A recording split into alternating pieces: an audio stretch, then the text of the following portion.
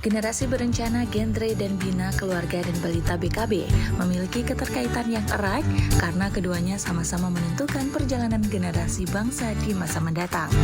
Hal tersebut disampaikan oleh PJ Ketua TPPKK Aceh Melanie Subarni dalam sambutannya usai dikukuhkan sebagai Bunda Genre dan Bunda BKB Aceh di Aula Dekranasda Kabupaten Aceh Besar pada Senin 8 Juli 2024. Melanie mengatakan terima kasih yang sebesar-besarnya atas kepercayaan dan juga kehormatan yang diberikan kepada dirinya untuk mengemban amanah sebagai Bunda Genre dan Bunda BKB Aceh.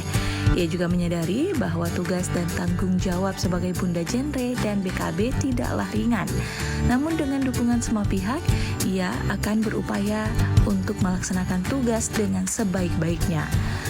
Melanie menambahkan selaku PJ Ketua TPPKK Aceh dirinya sangat mendukung adanya generasi berencana karena hal tersebut merupakan suatu wadah untuk melibatkan peran generasi muda dalam berbagai program yang ada, baik di PKK, BKKBN, atau stakeholder lain yang berkaitan dengan masalah prioritas semua pihak saat ini, yaitu stunting.